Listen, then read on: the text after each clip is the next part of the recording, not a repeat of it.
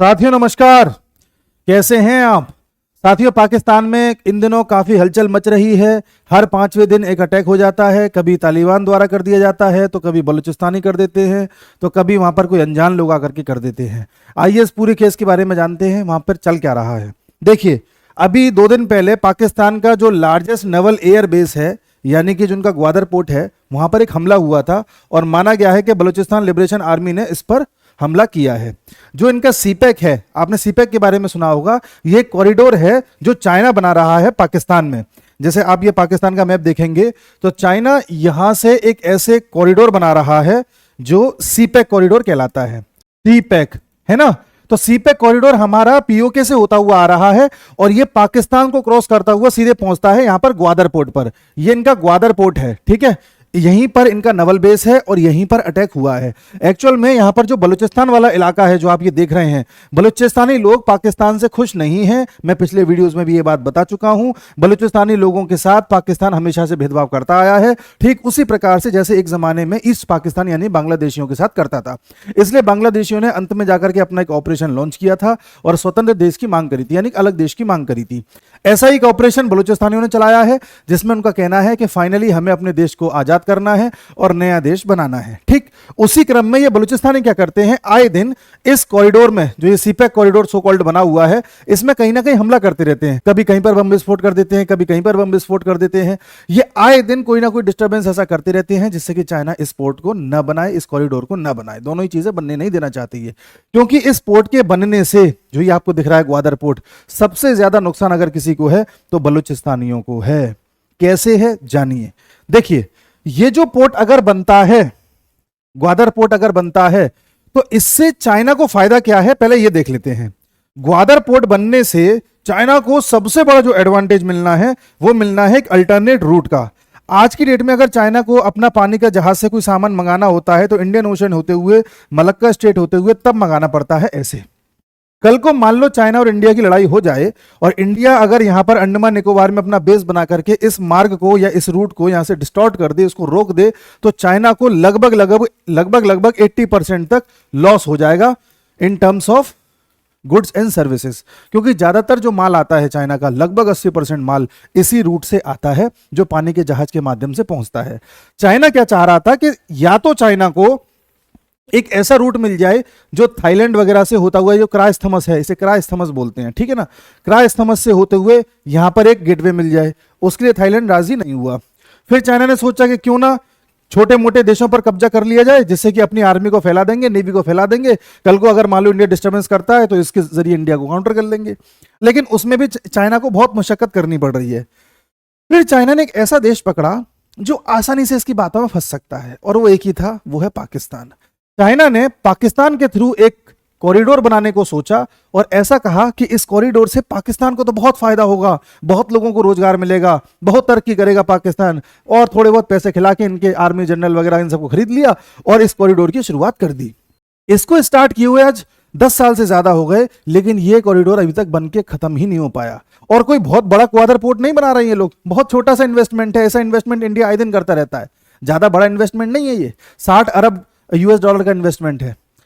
चलिए वो भी बड़ा अमाउंट है, लेकिन ये चाइना जब चाहता तब खत्म कर लेता, लेकिन चाइना कर नहीं पा रहा, क्योंकि चाइना को आए दिन डिस्टर्बेंस देखना पड़ता है। डिस्टर्बेंस क्यों देखना पड़ता है? क्योंकि यहां पर जो बलोच लोग हैं वो नहीं चाहते कि ये बने। बलोच लोग क्यों नहीं चाहते? क्योंकि चाइना एक तो इस मार्ग के जरिए दुनिया में अपनी पहुंच बनाना चाहता है, ठीक है।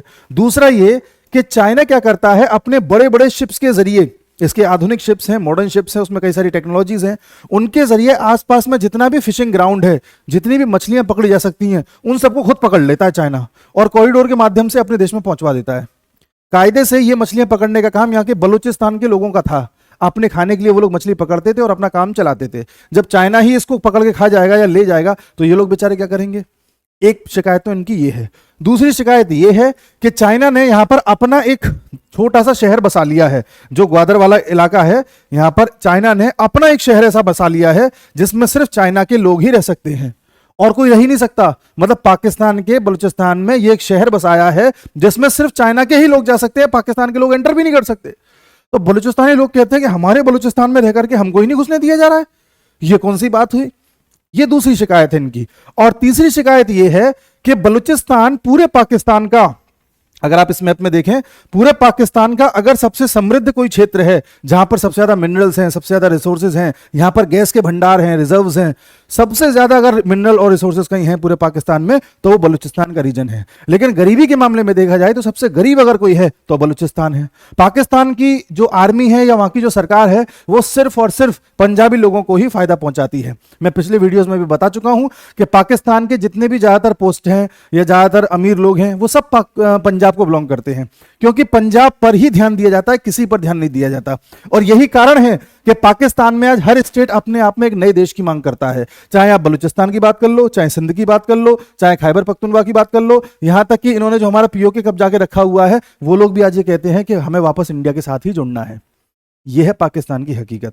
इसलिए बलूचिस्तानियों को यह लगता है कि हम रिसोर्सेज भी दें, हमारी मछलियों को भी आप ले जाओ, एक शहर बसा लो जहां पे हरमी को ना जाने दो, और आए दिन कभी आप हमारे बाप को उठा लेते हो, कभी बेटे को उठा लेते हो, कभी दादा को उठा लेते हो। धीरे धीरे हमारी पॉपुलेशन कम होती जा रही है। पूरे पाकिस्तान का 44% एरिया है हम, लेकिन पॉपुलेशन के हिसाब से देखा जाए तो हम 5 या 6% पॉपुलेशन में आते हैं। भैया कौन सी बात हुई?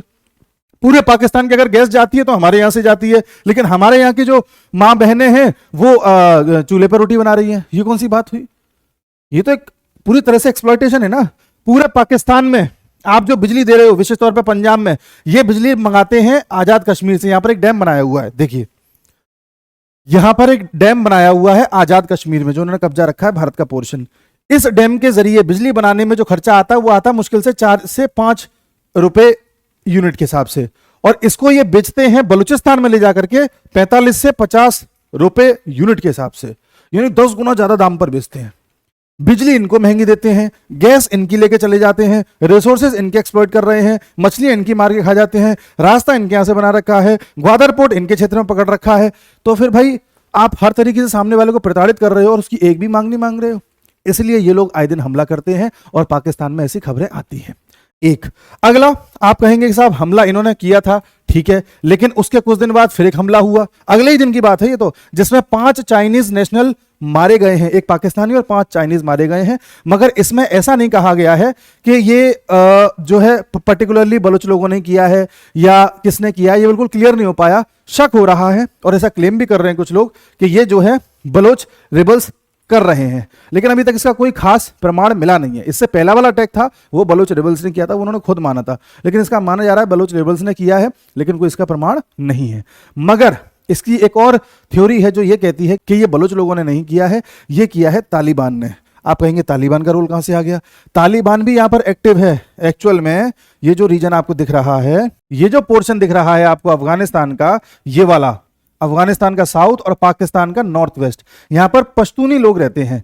पश्तूनी लोग वो लोग हैं जो अफगानिस्तान में काफी एक्टिव हैं, वहां की सरकार में है, तालिबान में भी हैं, और वो लोग चाहते हैं कि पाकिस्तान में भी उनके टाइप की एक सरकार बन जाए। इसलिए ये लोग बलोच लोगों का साथ देते हैं इस मूवमेंट में जो बलूचिस्तान के लोग चला रहे हैं। तो एक तो बलोच लोग हो गए और एक आपके पश्तून लोग हो गए, दोनों मिलकर के इस ऑपरेशन को चला रहे हैं। ये पाकिस्तान के नॉर्थ वेस्ट में हमला करते रहते हैं, आए दिन बम फोड़ के देखते रहते हैं कि अरे पाकिस्तान में धमाका हुआ कि नहीं हुआ, मजे लेते रहते हैं इस साइड से, ठीक है। और इधर बलूचिस्तान वाले लोग नीचे का मोर्चा संभाले हुए हैं। तो यही जो न्यूज है कल आई थी जो कि 5 चाइनीज नेशनल मारे गए, ये मारे गए हैं पाकिस्तान के इस वाले रीजन में, ये जो देख रहे हैं आप नॉर्थ वेस्ट वाले रीजन में, और माना जा रहा है कि ये अफगानिस्तान के लोगों ने ही किया है जो तालिबान वहां पर चला रहे हैं, ठीक। इसलिए पाकिस्तान में ये 2 अलग अलग हमले दोनों 2 दिन में हुए हैं। चलिए साहब ये बात भी मान ली, ठीक है, ये लोग अपना एक चाहते हैं कि उनकी सरकार बन जाए, लेकिन ऐसा क्यों है कि पाकिस्तान ने एयर स्ट्राइक करी थी अफगानिस्तान के ऊपर अभी 22 मार्च को? ये क्यों करी?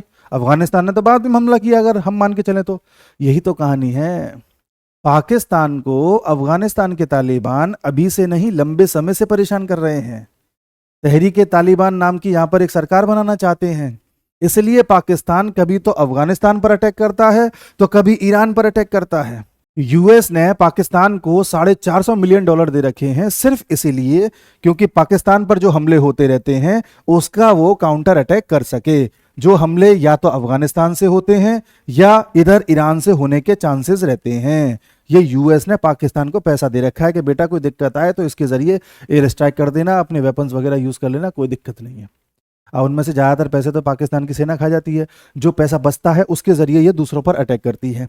अब यूएस यहां पर 2 तरह के गेम खेल रहा है। पहला तो ये कि यूएस जानबूझ करके यहां पर तालिबान को पावर दे करके गया, इनडायरेक्टली ही सही दे करके गया। दूसरा, यूएस खड़ा हुआ है पाकिस्तान के साथ भी। ऐसा क्यों? क्योंकि ये दोनों ही ऐसे लड़के हैं, पाकिस्तान और तालिबान, जो कब बिगड़ जाएं कुछ पता नहीं। तो इनकी लगाम अपने हाथ में रखने के लिए ये जरूरी है कि दोनों को समय समय पर टॉफी भी देते रहो और समय समय पर डंडा भी मारते रहो।